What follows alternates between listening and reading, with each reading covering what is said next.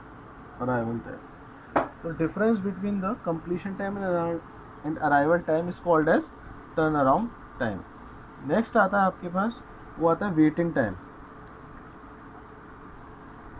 Next आपके पास आता है waiting time.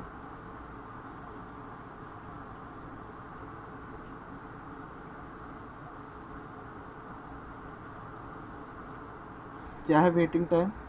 It is a difference, it is the difference between turn around time t dot a dot t से represent कर देता हूँ मैं, and burst time, and burst time. ठीक है, it is the difference between turn around time and burst time. Next आता है मेरे पास रिस्पॉन्स टाइम। रिस्पॉन्स टाइम क्या है?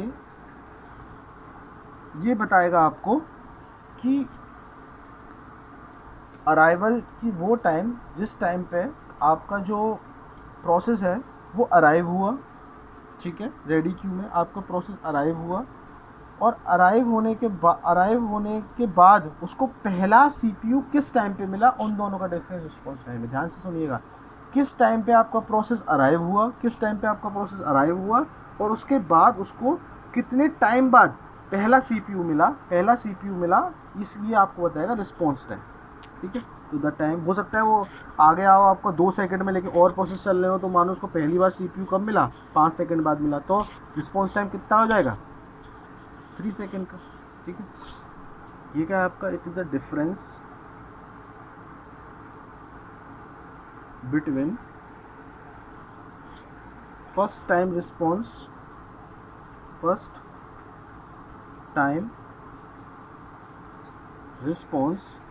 And arrival time. First time response and arrival time. ठीक है, अब हम एक क्वेश्चन लेंगे तो बहुत अच्छी तरह सब सारी चीज़ें आपकी क्लियर हो जाएंगी। ठीक है, तो सबसे पहले हम आते हैं फर्स्ट कम फर्स्ट सर्व पे।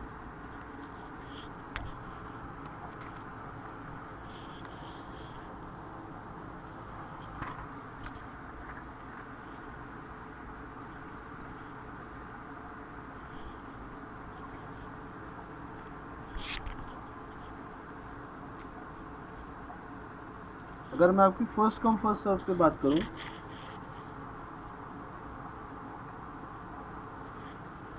First come first serve algorithm, इसका जो क्वेश्चन है आपको 2017 में आया था ESE प्री में, और बहुत ही आसान क्वेश्चन था, और ये नीलिट के भी कोर्स में फॉर इलेक्ट्रॉनिक्स, उसको पढ़ना ज़रूरी है और बहुत आसान है। इसका क्वेश्चन आएगा आप तुरंत कर दो। ठीक है, क्या है फर्स्ट कम फर्स्ट सर्व, उसके हम सीधे एक क्वेश्चन से समझते हैं। ठीक, मैं सीधे क्वेश्चन लिखता हूँ, उससे आपको समझाता हूँ।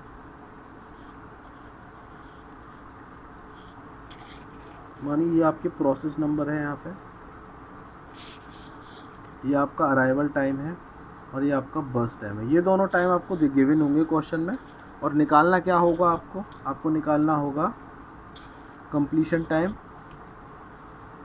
Turn around time, wait time and response time, ये आपको निकालना होगा। ठीक है, तो जो मैंने ब्लैक से लिखे हैं ये आपको क्वेश्चन में गिवन हुआ करेंगे, और जो मैंने ब्लू से लिखे हैं ये आपको क्वेश्चन फाइंड आउट करने के लिए मिलेगा। ठीक है, क्या है, मानिए सबसे पहले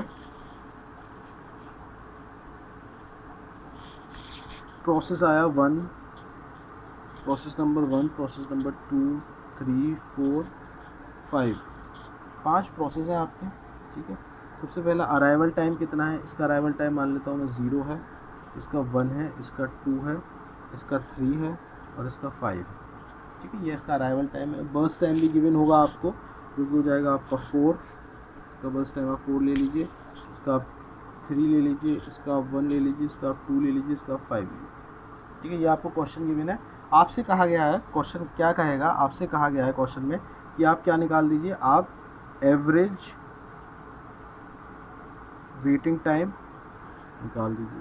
ठीक है, आप एवरेज वेटिंग टाइम निकाल लीजिए, और हम और ले लेते हैं आप एवरेज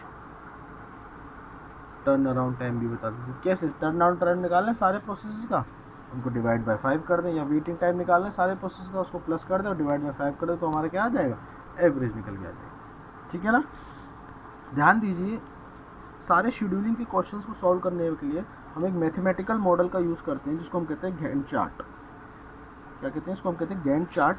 जो गैंट चार्ट होता है वो एक आपका मैथमेटिकल मॉडल होता है। ठीक है,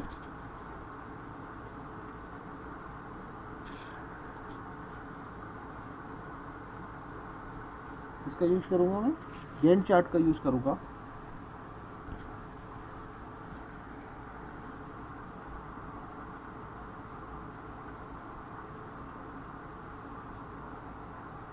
गैंट चार्ट एक टाइमलाइन समझ लीजिए आप। ठीक है ना, एक टाइमलाइन है गैंट चार्ट, इसका मैं यूज़ करूँगा। तो ठीक है, सबसे पहले हम देखेंगे कि कौन सा प्रोसेस आया हमारे पास। सबसे पहले मेरे पास कौन सा प्रोसेस आया, सबसे पहले अराइव कौन सा प्रोसेस हुआ। हाँ, जब हम फर्स्ट कम फर्स्ट सर्व को सॉल्व करेंगे, तो उसमें जो क्राइटेरिया होता है बेटा, जो उसमें क्राइटेरिया होता है उसका क्राइटेरिया क्या होता है, क्राइटेरिया होता है मेरा अराइवल टाइम। मतलब जो पहले आएगा, ठीक है, जो प्रोसेस पहले आएगा वो पहले सर्व होगा। फर्स्ट कम फर्स्ट सर्व में होगा कि जो प्रोसेस पहले आएगा वो प्रोसेस पहले आपका सर्व होगा। तो ठीक है, देखते हैं वो। अब बताइए सबसे पहले कौन सा प्रोसेस आया। तो एट टाइम t बराबर 0 P1 आया। तो एट टाइम t बराबर 0 सबसे पहले कौन सा प्रोसेस आया, P1 प्रोसेस आया। इसका बर्स्ट टाइम कितना है आपका, इसका 4 है, तो 4 पूरा चल जाएगा क्योंकि ये नॉन प्रीएम्प्टिव है। मैंने आपको पहले ही बता दिया ये नॉन प्रीएम्प्टिव है। जब एक बार प्रोसेस आ गया तो वो जब तक CPU को नहीं छोड़ेगा जब तक वो पूरा कंप्लीट नहीं हो जाता। ठीक है, नेक्स्ट कौन, अब देखिए अब कौन आ गया होगा आपका, देखिए 0 से 4 तक आपका P1 आ गया है। लेकिन अब आप देखें इसमें ध्यान से, अगर आप ध्यान से देख रहे होंगे तो जैसे ये 0 से 4 चल जाएगा, उस बीच में कौन कौन से प्रोसेस आ चुके होंगे। आपका P2 आ चुका होगा, अब यहाँ लिख दीजिए साइड में, P2 आ चुका होगा क्योंकि P2 1 सेकंड पे आ गया था। आपका P3 भी आ गया होगा और आपका P4 भी आ गया। जैसे ही आपका प्रोसेस नंबर 1 0 से 4 क्यों चला है 4 तक, क्योंकि इतना इसको कंप्लीशन टाइम चाहिए। 4 सेकंड ही इसका बर्स्ट टाइम है, 4 सेकंड तक, क्योंकि 4 सेकंड ही इसका बर्स्ट टाइम है और 4 सेकंड तक ही इसको चलाना पड़ेगा। तो सबसे पहले मेरा P1 आया जिसको मैंने 4 सेकंड के लिए चलाया क्योंकि बर्स्ट टाइम इसका 4 सेकंड था। ये प्रोसेस आपका पूरा कंप्लीट हो गया, ठीक है ना। P1 आपने फिनिश कर दिया। ठीक है, उसके बाद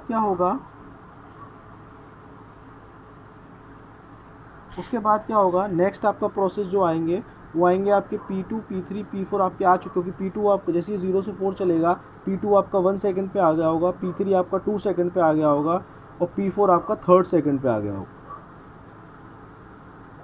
ठीक है, अब हम क्या चलाएंगे, अब देखिए इसमें सबसे पहले कौन सा प्रोसेस आया, P2, P3, P4 में सबसे कम किसका अराइवल टाइम है।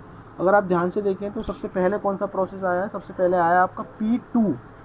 ठीक है, सबसे पहले आपका कौन सा है, P2। तो अब आप P2 चलाएंगे और P2 कितना चलाएंगे, जितना इसका बर्स्ट टाइम होगा 4, तो 4 बर्स्ट टाइम इसका 3 है P2 का, तो 4 + 3 कितना हो जाएगा आपका 7 हो जाएगा। ठीक है, अब आपके कौन से प्रोसेस आ चुके हैं, अब ध्यान रखिएगा आपके प्रोसेस आ चुके हैं।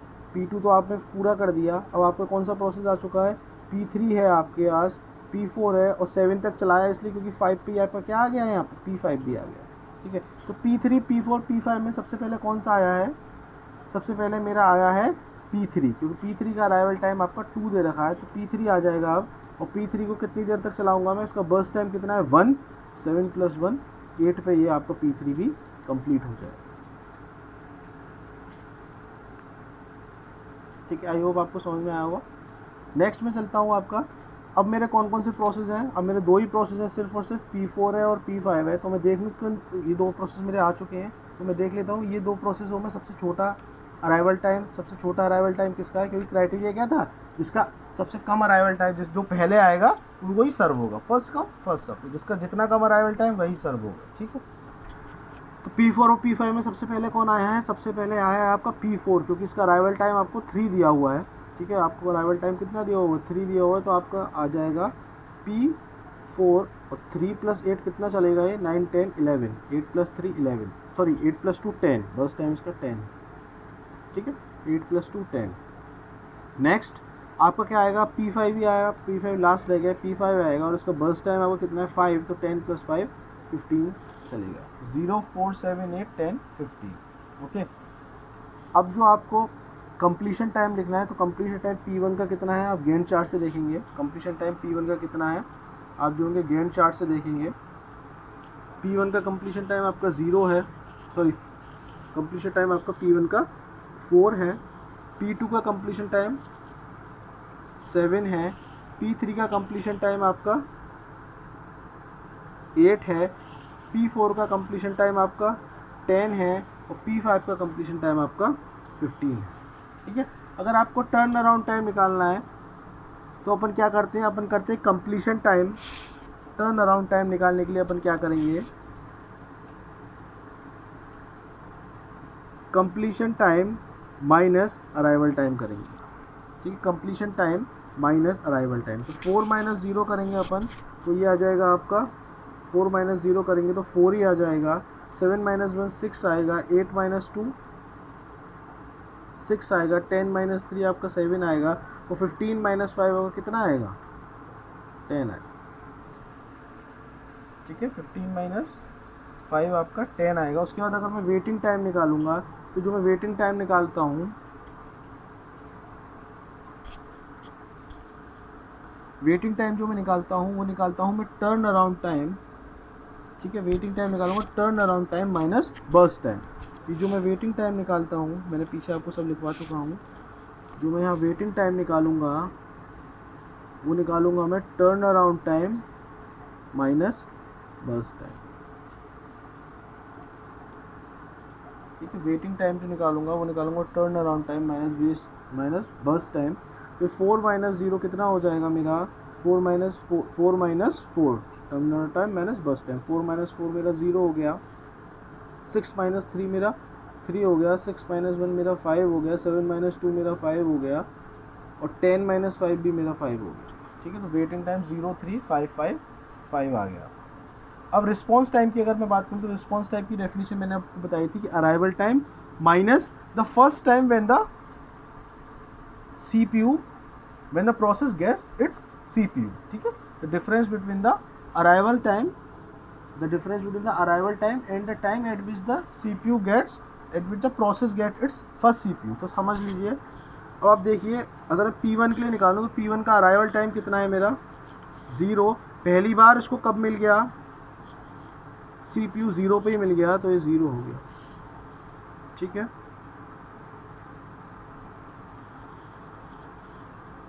अगर मैं P2 की बात करूं तो अराइवल टाइम कितना है इसका 1 है। पहली बार इसको CPU कब मिला, 4 पे मिला, तो 4 - 1 करेंगे तो 3 आ जाएगा। ठीक है, अब मैं अगर बात करता हूं आपसे P3 की, तो P3 का अराइवल टाइम कितना है आपका 2 है। पहली बार इसको CPU कब मिला, 7 पे मिला, तो अब जब 7 - 2 करेंगे तो 5 आ जाएगा।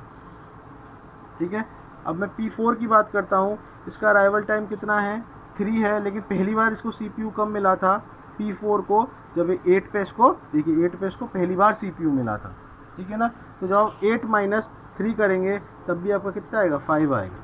ठीक है, अब मैं आप बात करता हूँ P5 की बात करता हूँ, तो P5 का अराइवल टाइम कितना है आपका 5 है। इसको पहली बार CPU कब मिला, इसको 10 पे मिला था CPU पहली बार, यानी अगर आप 10 - 5 करोगे तब भी आपका 5 रह जाएगा। यानी मैं देख सकता हूँ कि कोई भी, देखिए यहाँ पे जो रिस्पॉन्स टाइम है और वेटिंग टाइम है ये दोनों बराबर हैं। जो भी आपका रिस्पॉन्स टाइम है और जो भी वेटिंग टाइम है ये दोनों क्या हैं आपके बराबर हैं। तो मैं ये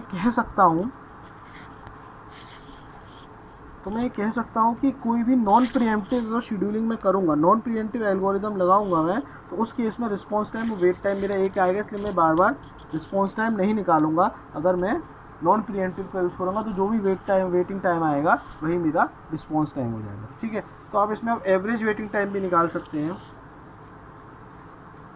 अगर आप देखें एवरेज वेटिंग टाइम हो जाएगा आपका 0 + 3 + 5 + 5 + 5 divided by, average waiting time निकालने के लिए क्या करेंगे, इन सब का प्लस कर लेंगे। ठीक है, इन सबको प्लस कर लेंगे, डिवाइड बाय किससे कर देंगे अपन, डिवाइड बाय अपन 5 से कर देंगे, तो जो भी निकल गया आप देखिए 5 15 16 17 18/5 आ जाएगा बेटा, ठीक है ना। और एवरेज टर्न अराउंड टाइम भी पूछा गया था, तो वो कितना आ जाएगा आपका, सारे टर्न अराउंड टाइम आप प्लस कर लीजिए, इनको सबको प्लस कर लीजिए, तो हो जाएगा आपका 4 + 6 10, 4 + 6 10 + 6 16 16 and 17 23 + 10 33 divide by 5। Calculation mistake हो तो आप सही कर लीजिएगा, प्रोसेस पे ध्यान दें, ठीक है। आई होप आपको ये समझ में आया होगा। इसका एक क्वेश्चन और लाएंगे अपन, देखिए इसका एक क्वेश्चन और लाएंगे, एक क्वेश्चन और आएगा कि क्या होगा कि जब अराइवल टाइम सेम हो जाए, ठीक है। मानिए मैंने अभी क्या कहा है आपसे, ये क्राइटेरिया क्या है कि जो पहले आएगा, ठीक है, उसको अपन सबसे पहले सर्व करेंगे, उसको सबसे पहले अपन गैंट चार्ट में लेके जाएंगे और उसको पूरा अपन प्रोसेस को उसको पूरा अपन चलाएंगे सीपीयू के अंदर, ठीक है ना। लेकिन अगर अराइवल टाइम ही सेम हो गए तो क्या होगा, ध्यान दीजिएगा, ऐसे क्वेश्चंस जिसमें अराइवल टाइम सेम होगा, ठीक है, उन क्वेश्चंस में आप क्या करेंगे, जिसकी प्रोसेस आईडी छोटी होगी, जैसे मानिए लेट अस सपोज इसी क्वेश्चन में अगर मैं आपसे कहता हूँ कि आपका प्रोसेस नंबर 2 का अराइवल टाइम भी 1 है और प्रोसेस नंबर 3 का अराइवल टाइम भी 1, तो एक्चुअली अब आप जब गैंट चार्ट बनाओगे तो किसको पहले लोगे, प्रोसेस नंबर 2 को या प्रोसेस नंबर 3 को। तो क्राइटेरिया मेरा ये है कि मुझे उस प्रोसेस को पहले रखना है जिसकी प्रोसेस नंबर प्रोसेस आईडी छोटी है, ठीक है, जिसकी प्रोसेस आईडी छोटी है उसको मैं पहले रखूँगा, पहले उसको प्रोसेस कराऊँगा अगर मेरे 2 अराइवल टाइम मेरे सेम हो जाते हैं, ठीक है।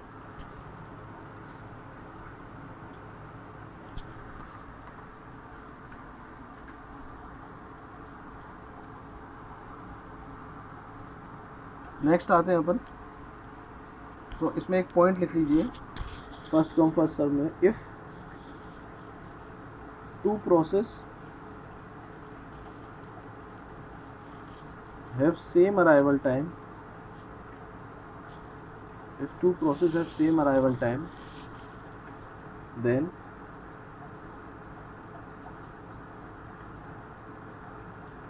process with low process ID will be entertained first. चलो इसको छोटा एग्जांपल लेके समझा देता हूँ आपको, ठीक है, छोटा सा एग्जांपल लेके समझ लेते हैं इसको, कि मान लीजिए प्रोसेस नंबर है ये आपका अराइवल टाइम, ये आपका बर्स्ट टाइम, तो इसमें हम क्या निकालते हैं, इसमें हम सबसे पहले टर्न अराउंड टाइम, सॉरी इसमें यहाँ लिखिए कंप्लीशन टाइम, फिर टर्न अराउंड टाइम, ठीक है, फिर हम वेटिंग टाइम, ओके। मानिए प्रोसेस 3 है आपके, P1 P2 P3, ये आपका 1 पे आया, ये आपका 2 पे आया, ये आपका 3 पे आया, ध्यान दीजिएगा, ये आपका 1 पे एक 1 पे आया, 2 पे एक 3 पे। बस टाइम आपको दे दिया उन्होंने, सॉरी आप इसके दोनों 1 पे आए हैं, ठीक है ना, जब भी तो हम करें, हम क्या कह रहे हैं, दोनों P1 P2 दोनों 1 सेकंड पे आए हैं। बस टाइम ले लीजिए, इसका 2 है, इसका 3 है, इसका 4 है। अब आपको क्या निकालना है, आपको निकालना है क्वेश्चन में कि आप एवरेज टर्न अराउंड टाइम निकालना है आपको, ठीक है, एवरेज टर्न अराउंड टाइम कैसे करेंगे। सबसे पहले वही अपन को क्या करना है, गैंट चार्ट बनाना है, ठीक है। सबसे पहले हम गैंट चार्ट बनाते हैं, जो हमारा गैंट चार्ट है उसको बनाते हैं सबसे पहले अपन। गैंट चार्ट 0 से चालू करेंगे, तो एक बात बताइए 0 पे कौन सा प्रोसेस आया है आपका, 0 पे अराइवल टाइम किस प्रोसेस का है, किसी भी प्रोसेस का नहीं है, यानी 0 से 1 तक आपका क्या है, ऐसे भी क्वेश्चन आ सकते हैं आपके पास, आपका क्या है 0 से 1 तक प्रोसेस आपका सीपीयू क्या है, आइडल कंडीशन में, ठीक है ना। जैसे ही 1 आया तो आपके पास कितने प्रोसेस आ गए, आपके पास P1 आ गया और आपके पास P2 आया, तो आपके पास 2 प्रोसेस आए P1 P2। अब दोनों, अब इसमें से आप कौन सा चलाएंगे, क्योंकि दोनों का ही अराइवल टाइम सेम है, ठीक है ना, दोनों का ही अराइवल टाइम सेम है। तो मैंने कहा था कि कभी भी ऐसा हो फर्स्ट कम फर्स्ट सर्व में कि अगर दोनों का अराइवल टाइम सेम होता है तो आप प्रोसेस आईडी पे जाएंगे और जो छोटी प्रोसेस आईडी होगी उसको पहले चलाएंगे, यानी प्रोसेस आईडी P1 को मैं पहले चलाऊंगा और बस टाइम इसका 2 है तो 2 + 1 3 हो जाएगा। ये 2 सेकंड तक एग्जीक्यूट होगी तो 2 + 1 होगा तो ये 3 हो जाएगा। नेक्स्ट आएगा मेरा P2 आएगा, ठीक है, लेकिन इसमें हम एक बार चेक कर लीजिए कि 3 सेकंड तक कौन कौन आ गए हैं आपके। 3 सेकंड तक आपका P2 भी आ गया है और 3 सेकंड तक आपका P3 भी आ गया है, ठीक है। तो P2 और P3 में तो क्लियर है सबको कि अराइवल टाइम किसका छोटा है, P2 का ही छोटा है तो P2 ही पहले लगेगा इसमें, ठीक है। तो P2 का 3 और 3 ये 3 बस टाइम, 3 और 3 6 इसका, ठीक है। फिर इसका आपका केवल P3 ही बचा। P3 कितना बस टाइम है इसका 4 है तो 6 + 4 हो जाएगा आपका 10, यानी कंप्लीशन टाइम आ गया आपका 1, इसका आ गया आपका 3, ठीक है, पहले प्रोसेस का। दूसरे प्रोसेस का आ गया आपका 6 और तीसरे प्रोसेस का आपका 10। टर्न अराउंड टाइम होता है completion time minus arrival time, completion time minus arrival time हो जाएगा आपका टर्न अराउंड टाइम। 3 - 1 आपका 2 हो जाएगा, 6 - 1 आपका 5 हो जाएगा, 10 - 3 आपका 7 हो जाएगा, ठीक है।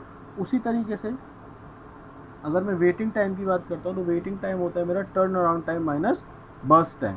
टर्न अराउंड टाइम मेरा 2 है तो वेटिंग टाइम 2 - 2 0, 5 - 3 2, 7 - 4 3, ठीक है। ये आपका मैंने FCFS के 2 क्वेश्चन कराए, एक तो आपको सिंपल वाला कराया और एक आपको एक्सेप्शन वाला भी कराया। अगर क्या हो कि दोनों का अराइवल टाइम सेम हो जाए तो हम छोटी प्रोसेस वाला, एक आप स्टेप पीछे आ जाए करें, तभी कभी भी 2 चीज़ें सेम हो तो आप एक स्टेप पीछे आ जाए करेगा।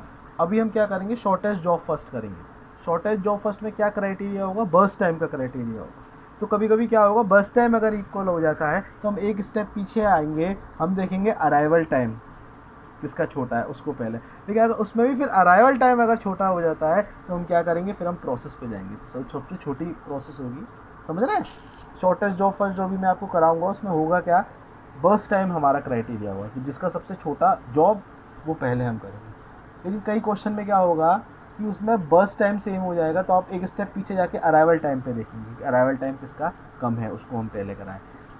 अब अगर अराइवल टाइम भी सेम हो गया तो आप क्या करेंगे, प्रोसेस नंबर पे जाएंगे। तो जिसकी आईडी छोटी होगी, जिसकी प्रोसेस आईडी छोटी होगी वही हम चलाएंगे। अब ये मत कहना सर 2 P2 आ गए, तो ऐसा कभी नहीं होगा। एक P1 होगा, एक P2 होगा, तो यहाँ पे तो छोटा बड़ा आपको समझ में आ जाए।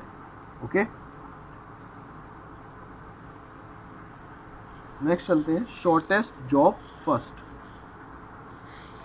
SJF।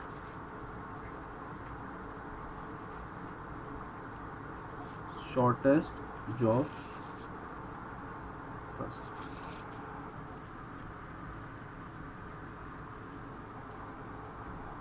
शॉर्टेस्ट जॉब फर्स्ट में आप एक चीज देखिए, इसमें जो क्राइटेरिया होता है, इसमें जो क्राइटेरिया होता है आपका वो होता है बर्स्ट टाइम का। इसमें जो क्राइटेरिया होता है वो होता है आपका बर्स्ट टाइम का, मतलब बर्स्ट टाइम जिसका छोटा होगा, क्योंकि यहाँ पे शॉर्टेस्ट जॉब लिख रहा है, ठीक है। बर्स्ट टाइम जिसका छोटा होगा उसको मैं प्रायोरिटी दूंगा। ओके, उसको मैं प्रायोरिटी दूंगा। तो एक क्वेश्चन लेते हैं, इसका डायरेक्ट क्वेश्चन से समझेंगे इसको।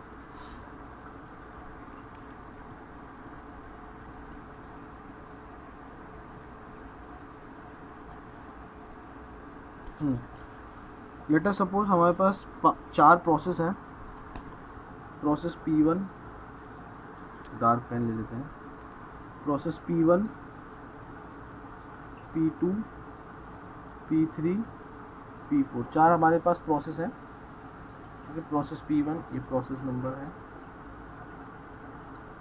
Process P1, P2, P3 and P4, 4 process है हमारे पास। 4 प्रोसेस का हमें बर्स्ट टाइम, पहले अराइवल टाइम हमें दे रखा है। 4 प्रोसेस का हमें अराइवल टाइम दे रखा है 1, 2, 1, 4, ठीक है। बर्स्ट टाइम दे रखा है हमें 3, 4, 2, 4, ओके। इसका आपको निकालना क्या है, इसका आपको कंप्लीशन टाइम निकालना है, टर्न अराउंड टाइम निकालना है, वेटिंग टाइम निकालना है और रिस्पॉन्स टाइम भी निकाल लेंगे। चलिए, लेकिन हमें पता है ये भी शॉर्टेस्ट जॉब फर्स्ट क्या होती है, नॉन प्रीएम्प्टिव होती है। नॉन प्रीएम्प्टिव मतलब इसको ओएस भी चाहे तब भी इसको नहीं रोक सकता है, इसे अपनी पूरा एग्जीक्यूट करेगी, क्योंकि आप देखिए सब नॉन प्रीएम्प्टिव चल रहा है। P1 आपने कभी रोका नहीं है बीच में, जितना उसका बर्स्ट टाइम है आपने उसको पूरा दिया और पूरा एक बार में प्रोसेस करवाया, ठीक है ना। तो शॉर्टेस्ट जॉब फर्स्ट भी नॉन प्रीएम्प्टिव है, मतलब एक बार अगर कोई प्रोग्राम या कोई प्रोसेस आपके CPU में आ जाएगा तो वो जब तक पूरा परफॉर्म नहीं हो जाएगा CPU उसको सस्पेंड नहीं कर सकता। ओके, तो अब इसको नोट कर लीजिए क्योंकि मुझे पेज बदलना पड़ेगा।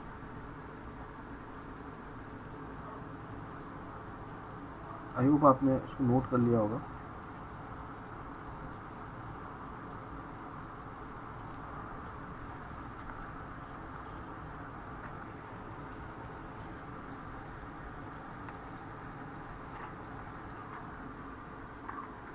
सबसे पहले हम इसका क्या करेंगे, गैंट चार्ट बनाएंगे इसका।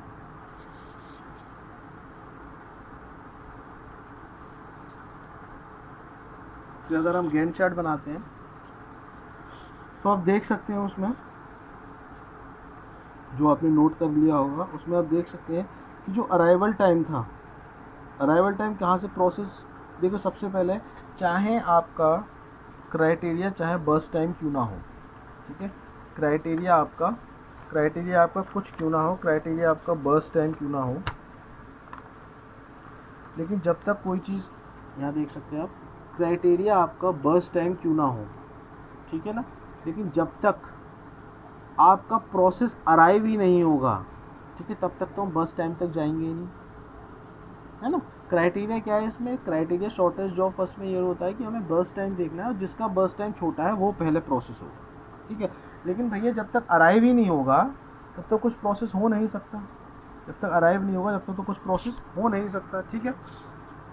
चलिए देखते हैं इसमें, आई होप आपको दिख रहा होगा ये, ठीक है ना। तो देखते हैं इसमें सबसे पहले क्या आया, सबसे पहला मेरा देखिए 0 आएगा मेरे गैंट चार्ट में, ठीक है, सबसे पहले मेरा 0 आएगा गैंट चार्ट में, और 0 से 1 तक आपका CPU जो है वो आइडल कंडीशन में है, उसमें कुछ नहीं है, ठीक है।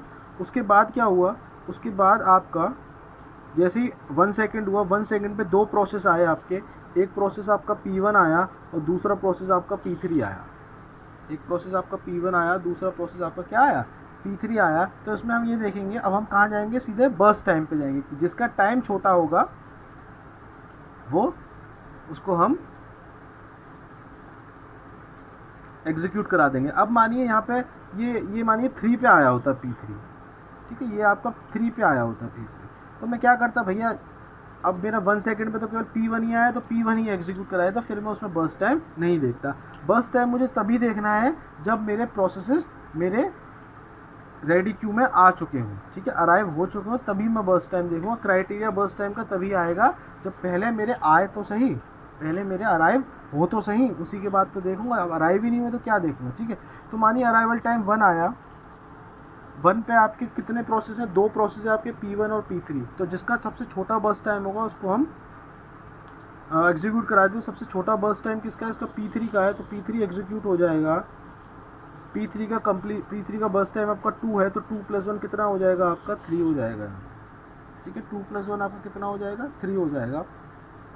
अब एक बात आप सोचिए, मानिए ये शॉर्टेस्ट जॉब फर्स्ट का क्वेश्चन नहीं होता, ठीक है, ये क्वेश्चन होता आपका फर्स्ट कम फर्स्ट सर्व का। तो क्या होता, जैसे अराइवल टाइम 2 सेम हो जाते, हम कहाँ चले जाते, सीधे हम प्रोसेस पे चले जाते, तो फिर हम P1 एग्जीक्यूट करा देते हैं, समझ रहे हो। लेकिन ये क्योंकि क्राइटेरिया इसमें बर्स्ट टाइम का, इसलिए अगर अराइवल टाइम जैसे ही हमारा सेम हुआ, हमने क्या देखा, किसका बर्स्ट टाइम सेम है, किसका बर्स्ट टाइम छोटा है, तब हम आपका चला देंगे, ठीक है, तब हम वो वाला प्रोसेस चलाएंगे जिसका बर्स्ट टाइम छोटा होगा। अब दूसरी बात आप देखिए, जैसे ये 3 सेकंड तक चला, हमारे पास कौन कौन से प्रोसेस है, हमारे पास एक P1 है, जैसे 3 सेकंड तक चला तो मेरे पास क्या आ गया, मेरे पास P2 भी आ गया। जैसे 3 सेकंड पे चला तो बीच में 2 तो आया ही होगा कहीं ना कहीं, तो जैसे ही 2 आया तो मेरा क्या आ गया, P2 भी आ गया, ठीक है। अब मेरे पास 2 प्रोसेस है, P1 और P2। अब कौन सा एग्जीक्यूट होगा, जिसका बर्स्ट टाइम छोटा होगा। तो आप देखना ज़रा P1 और P2 में से किसका बर्स्ट टाइम छोटा है। P1 और P2 में से जिसका बर्स्ट टाइम छोटा है वो है आपका P1। तो एग्जीक्यूट क्या होगा आपका, P1 एग्जीक्यूट होगा, कितना एग्जीक्यूट होगा, 3 तक, यानी ये हो जाएगा आपका 6। ठीक है, कौन कौन पूरे हो चुके हैं, P3 पूरा हो चुका है, P1 पूरा हो चुका है। ठीक है, अब मेरे पास जैसे 6 होगा, 6 टाइम आ गया यहाँ पे, तो 6 टाइम तक कौन कौन आ चुके होंगे। मेरे पास P2 तो था ही, और मेरा P4 मेरा 4 पे आ गया था। ठीक है, यानी मेरा 6 पे आ ही गया होगा, अगर 4 पे आ गया था तो 6 तक 6 पे आ गया होगा। ठीक है, अब देखिए P2 और P4 में से हम समझेंगे किसका बर्स्ट टाइम छोटा है। ये देखिए, जैसे ही हमने देखा यहाँ पे दोनों बर्स्ट टाइम बराबर हैं। ये मैंने जानबूझ के लिया था आपका, ताकि मैं आपको, जो मैं इससे पहले मैंने आपको बोला था अगर बर्स्ट टाइम छोटा हो सेम होगा तब क्या करेंगे।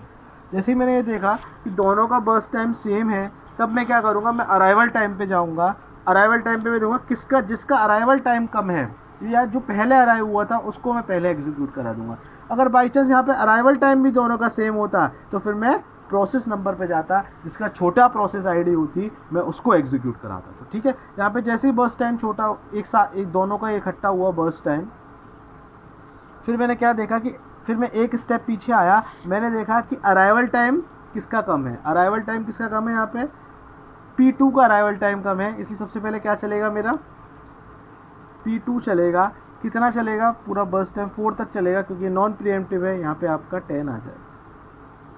ठीक है, उसके बाद मेरा P4 ही बचा, तो P4 मेरा चलेगा, बर्स्ट टाइम कितना है इसका, 4 है, तो ये मेरा 14 आ जाएगा। आई होप आपको समझ में आया होगा।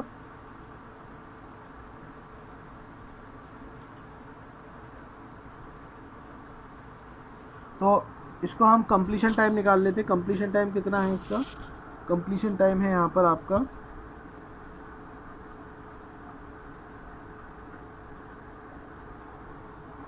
कंप्लीशन टाइम हो जाएगा आपका, देखिए इसका कितना है, ये है आपका P1 का कितना है 6,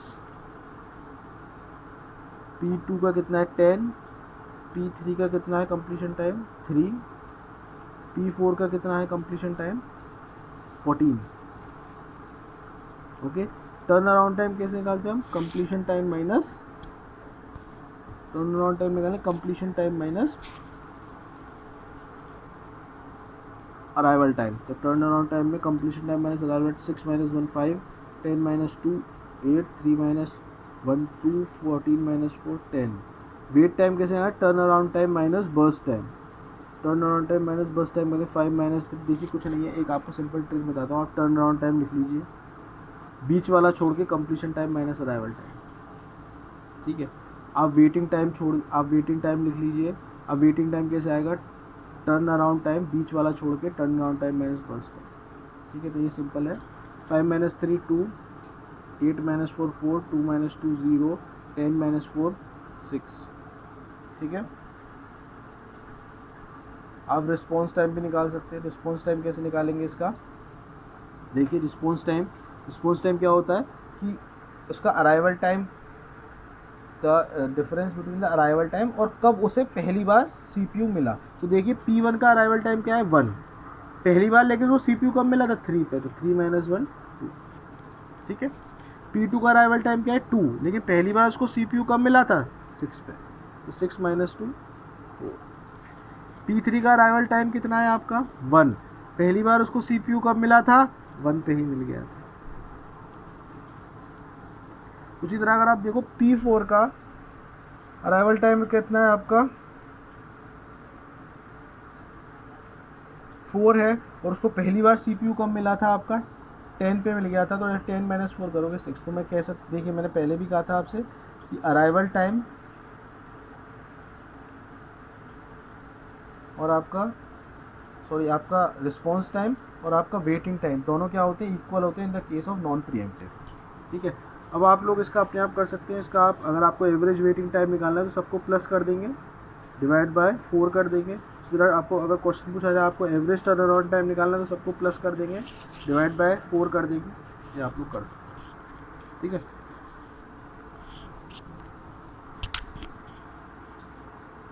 नेक्स्ट आता है बेटा मेरा shortest remaining time first.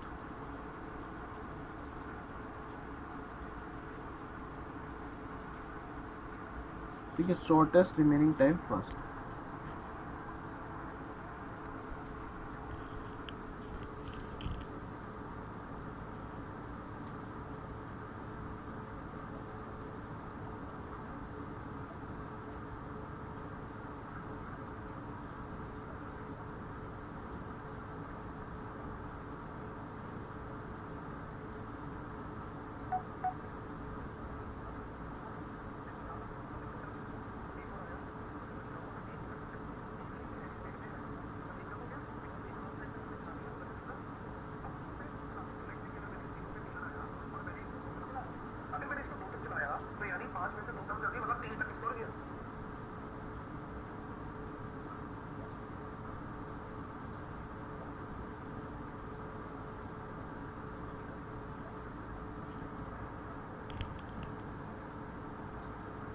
Let's start it.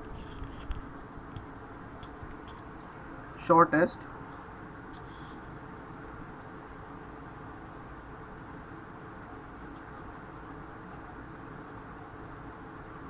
remaining time first, ठीक है, शॉर्टेस्ट रिमेनिंग टाइम फर्स्ट क्या है, ये भी वही शेड्यूलिंग एल्गोरिदम है। क्राइटेरिया क्या है इसका, देखिए इसका भी क्राइटेरिया क्या है, बर्स्ट टाइम, यानी जिसका छोटा बर्स्ट टाइम वही आपका एग्जीक्यूट होगा, ठीक है। लेकिन इसका मोड क्या है, ये बेटा प्रीएम्प्टिव है, ये आपकी प्रीएम्प्टिव है। प्रीएम्प्टिव का मतलब सीपीयू जो है इसके प्रोसेसेस को रोक सकता है, ठीक है, सीपीयू उसके प्रोसेस को रोक सकता है, ठीक है। कैसे रोक सकते हैं ये अब देखेंगे, अभी इसका आप क्वेश्चन करेंगे तो अपने आप चीज़ें आपको क्लियर हो जाएंगी, ठीक है। सीपीयू इसका ये मतलब जैसे हमारा पहले क्या हो रहा था, सारे प्रोसेसेस पहले क्या हो रहा था, हमारे सारे प्रोसेसेस हमारे एक साथ हो रहे थे, है ना। इसमें क्या होगा, इसमें सारे मतलब एक प्रोसेस आ रहा था वो पूरा कंप्लीट हो रहा था, उसके बाद दूसरा प्रोसेस एग्जीक्यूट हो रहा था, लेकिन इसमें ऐसा नहीं होगा। क्या होगा इसमें, समझते हैं एक क्वेश्चन से। मान लीजिए ये आपका प्रोसेस नंबर है, प्रोसेस नंबर मान लीजिए ये हो गया आपका 1 2 3 4, ओके। फिर आता है आपका अराइवल टाइम, अराइवल टाइम कितना है आपका 0 1 2 4। फिर आता है आपका बर्स्ट टाइम, बर्स्ट टाइम क्या है आपका 5 3 4 1, ठीक है। तो इसमें क्या निकालना है आपको, वही जो हम चीज़ें निकालते हैं, इसमें निकालना है हमें turn around time, waiting time, थोड़ा गलत लिख दिया इसमें, कंप्लीशन टाइम निकालना है, ठीक है। फिर turn around time, waiting time और रिस्पॉन्स टाइम भी निकाल सकते हैं, क्योंकि अब इसमें रिस्पॉन्स टाइम अलग आएगा बेटा, है ना। चलिए देखते हैं, इसको सॉल्व करते हैं आराम से। देखिए एक गैंट चार्ट बनाते हैं सबसे पहले, ठीक है, जो हम हमेशा बनाते हैं गैंट चार्ट।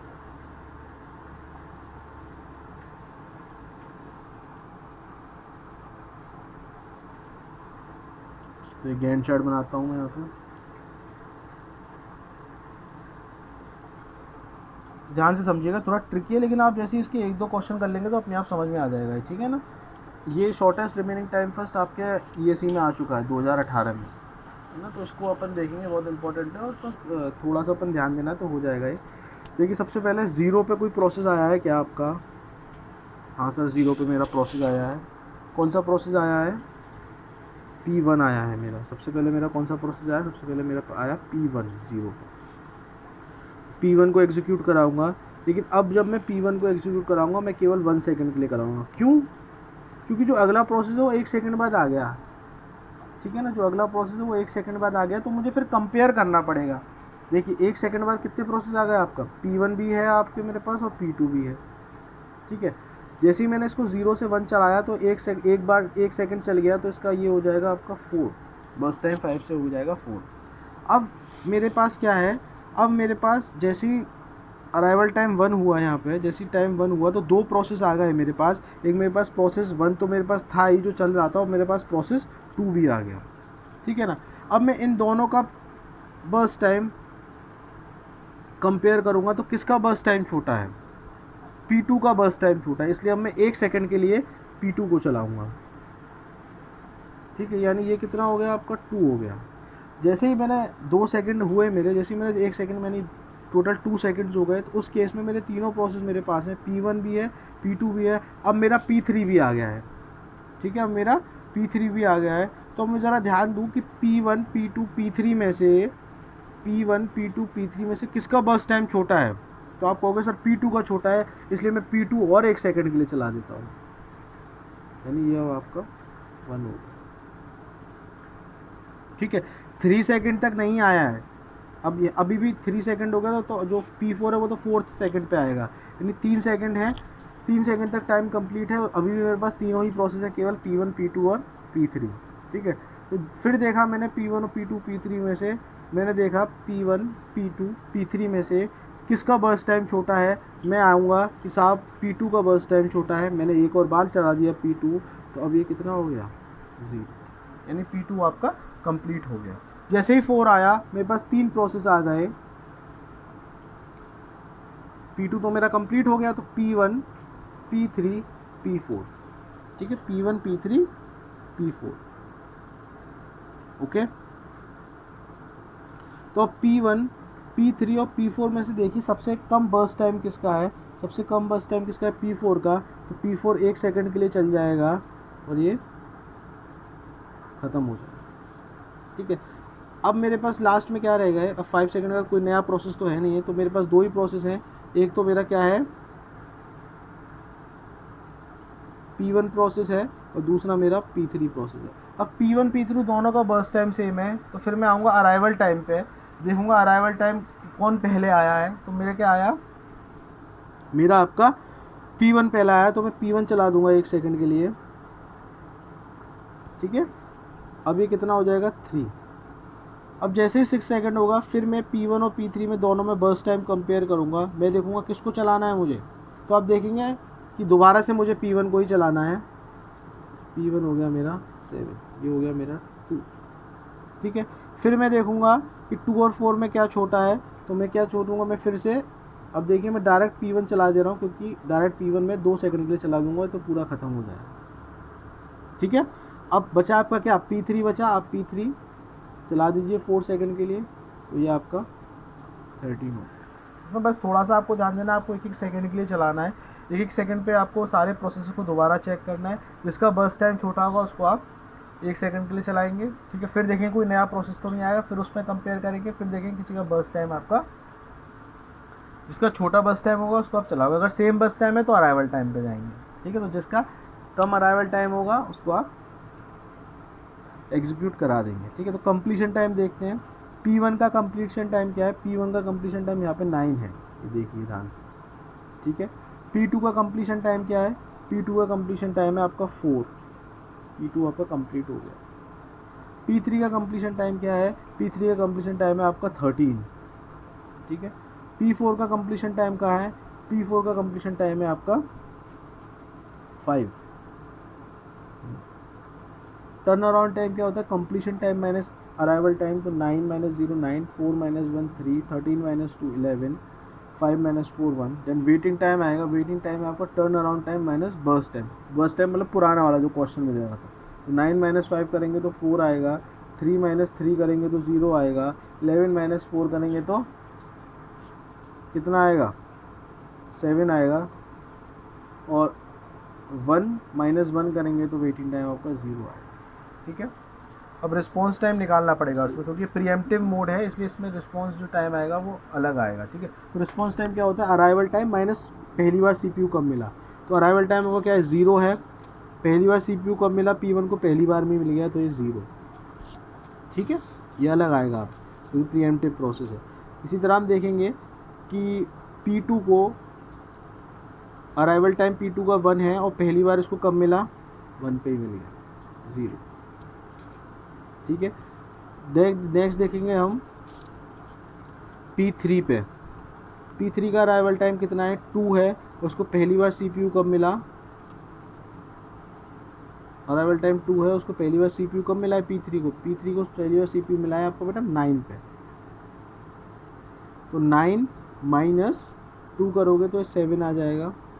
ठीक है ना, उसी तरीके से अगर मैं P4 को देखूँ तो P4 का अराइवल टाइम 4 है और पहली बार इसको CPU कहाँ मिला, 4 पे मिला, तो 4 माइनस 4 0। ठीक है, तो जो मेन रीज़न है मेरा, इसके बाद राउंड रॉबिन एल्गोरिथम है, वो हम अगले इसमें देखेंगे, राउंड रॉबिन HRRN और हमारी प्रायोरिटी। तो जो मेन मोटिव है मेरा प्रीएम्प्टिव यूज़ करने का, वो समझेंगे प्रीएम्प्टिव में क्यों यूज़ कर रहा हूँ, ताकि मेरी रिस्पॉन्सिवनेस बढ़ सके, रिस्पॉन्सिवनेस मेरी बढ़ सके। यानी अगर आप ये देखो, अगर मैं आपको किसी क्लास में पढ़ा रहा हूँ मैं, ठीक है, 10 बच्चों ने 10 क्वेश्चन दिए मुझे, मतलब 10 बच्चे हैं, 10 बच्चों को क्वेश्चन पूछने हैं और हर बच्चे के पास 5 क्वेश्चन है, तो नॉन प्रीएम्प्टिव मोड में क्या करूँगा, मैं हर बच्चे के पास जाऊँगा और जब तक उसके 5 क्वेश्चन ख़त्म नहीं होंगे जब तक मैं उसी के पास रहूँगा। ठीक है, जब तक मैं उसी के पास रहूँगा, फिर उसके 5 क्वेश्चन खत्म हो जाएंगे, फिर मैं P2 के पास जाऊँगा, दूसरे स्टूडेंट के पास जाऊँगा, ठीक है ना, फिर मैं उसके क्वेश्चन लूँगा, फिर मैं उसके क्वेश्चन जब खत्म हो जाएंगे तो फिर मैं थर्ड स्टूडेंट के पास जाऊँगा। लेकिन प्रीएम्प्टिव में मैं क्या कर सकता हूँ कि मैं रिस्पॉन्स, अब देखो, यानी जो मेरा 10वां स्टूडेंट होगा उसको बहुत वेट करना पड़ेगा, ठीक है ना, जब तक मैं पहुँचूँ उसके उसको बहुत वेट करना पड़ेगा। इसलिए मैं क्या कर सकता हूँ, मैं ऐसा कुछ ऐसे कंडीशन बनाऊँ, प्रीएम्प्टिव में काम करूँ कि पहले बच्चे का पहला क्वेश्चन, फिर दूसरे बच्चे का पहला क्वेश्चन, फिर तीसरे बच्चे का पहला क्वेश्चन, उसी तरह मैं 10 में 10th स्टूडेंट तक पहला क्वेश्चन लूँ, फिर दोबारा पहले स्टूडेंट पे लौटूँ। इससे क्या होगा, रिस्पॉन्सिवनेस होगा, किसी बच्चे को ज़्यादा इंतज़ार नहीं करना। थैंक यू दोस्तों, अगर आपने अभी भी हमारा चैनल सब्सक्राइब नहीं करा है तो इसको सब्सक्राइब करें, बेल का आइकन दबाएं और जितना हो सके इसको शेयर करें। ठीक है, थैंक यू।